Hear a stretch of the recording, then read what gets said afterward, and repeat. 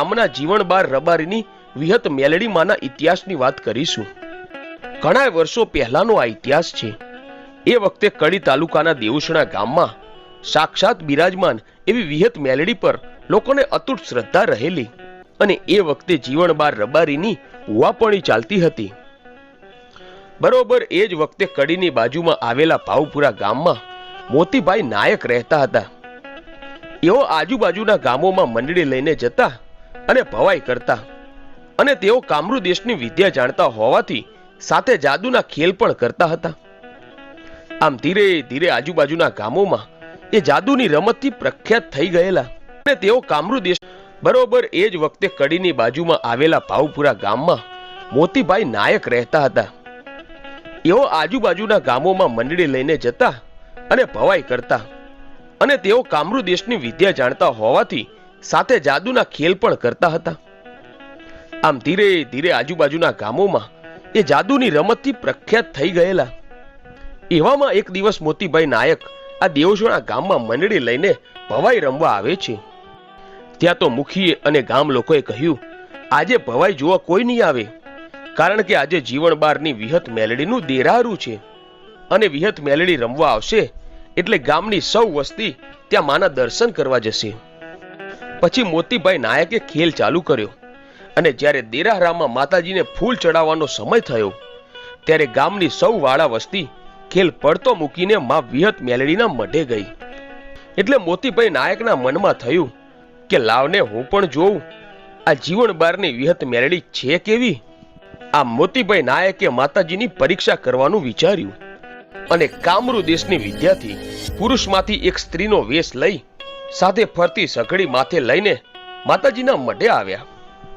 ત્યાં જઈને જોયું તો ભુવાજી જીવણબારના કોઠે માં વિહત મેલડી ધૂણવા આવેલા। સામે ઉભેલી સ્ત્રીને જોઈને ભુવાજી બોલ્યા કે સઘળી નીચે ઉતારો બેન, માં વિહત મેલડી તમને ઘણું આપશે। ત્યાં તો એ સ્ત્રી બોલી, હે માતાજી, હું ગરાસિયાની દીકરી છું, પિયરમાં મારે કોઈ ભાઈ નથી અને મોસાળમાં નથી કોઈ મામા, એટલે વસ્તી મને મેણા મારે છે। માડી, મારે શેર માટીની ખોટ છે, તું માડી ક્યાંક લેખમાં મેખ મારીને મારું આટલું કામ કર। આમ વિહત મેલડી આટલું સાંભળીને બોલી કે જા દીકરી, હું તને દીકરો આપીશ। ત્યાં તો મોતીભાઈ નાયકે કામરૂ દેશની વિદ્યાથી ફરી સ્ત્રી વેશમાંથી પુરુષનો વેશ ધારણ કરી લીધો અને બોલ્યા કે હે માતાજી, તમે શું કહો છો? હું તો પુરુષ છું, મારે દીકરો કેવી રીતે થશે? આમ તે દિવસે સભામાં સોપો પડી ગયેલો અને બધા વિચારમાં પડી ગયેલા। ત્યાં તો જીવણબારના કોઠે ધૂણતી માં વિહત મેલડી બોલી, હે મોતિયા, હાંભળ, 9 મહિને એક નહીં પણ 18 મહિને તને 2 દીકરા થાય તો જાણજે કે આ જીવણબારની વિહત મેલડી બોલી હતી। ત્યારે ગામ લોકોએ અને સભાના લોકોએ માતાજીને કહ્યું કે ભુવાજી, તમે વિચારીને બોલજો। ત્યારે માતાજી બોલ્યા, આ જગતમાં 33 કરોડ દેવતાઓએ ના રચ્યો હોય એવો ઇતિહાસ આ કડીના દેવસણા ગામમાં ના રચું તો હું જીવણબારની વિહત મેલડી નહીં। આટલું સાંભળી મોતીભાઈ નાયક ત્યાંથી તો નીકળીને કાઠિયાવાડ તરફ ભવાઈ કરવા ગયા। 18 મહિના પૂરા થયા અને માતાજીના વેણનો સમય પાક્યો। ત્યાં તો મોતીભાઈનું પેટ ફૂલવા લાગ્યું। બધા જ મોતીભાઈને લઈને એક દવાખાનેથી બીજા દવાખાને ફરવા લાગ્યા પણ કોઈ ઈલાજ ન મળ્યો। પછી માં વિહત મેલડી લીલા કરે છે। એવામાં મોતીભાઈને જ્યાં દવાખાને લઈ ગયા હતા ત્યાં રસ્તામાં વિહત મેલડી એક 80 વર્ષની ડોશીનું રૂપ લઈને આડા આવ્યા અને પૂછ્યું કે ભાઈ ક્યાં જાઓ છો? ત્યારે સાથે રહેલા નાયક ભાઈઓએ કહ્યું, ડોશીમાં, મારા ભાઈને દવાખાને લઈ જઈએ છીએ। ત્યારે ડોશીમાએ મોતીભાઈ નાયકની સામે જોઈને બોલ્યા, જગતમાં આ દુઃખ કોઈ નહીં મટાડી શકે। તમારે જવું હોય તો કડીના દેવસણામાં જીવણબારની વિહત મેલડી હાજરા હાજર બેઠી છે। તે બહુ જબરી અને જોરાવર છે, એના શરણે થઈ જાઓ તમે। પછી બધાએ વિચાર કર્યો અને ગાડું દેવસણા ગામના રસ્તે વાળ્યું। ગામના ચાંપે આવ્યા ત્યાં તો માતાજીને ખબર પડી ગઈ। પછી તો માતાજીએ જીવણબારને કહ્યું કે મોતિયાને મારા મઢની અંદર ના આવવા દેતો, એ ચોર છે। એટલે જીવણબાર ગામના ચાંપે પહોંચ્યો। ત્યાં તો જીવણબારના કોઠે વિહત મેલડી ધૂણવા આવી અને નાયક ભાઈને પૂછ્યું કે આને શું થયું છે? ત્યારે મોતીભાઈ નાયક બોલ્યા, માડી, તે કીધું હતું ને એમ જ થયું છે।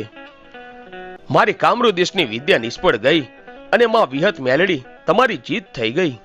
મને માફ કરી દો.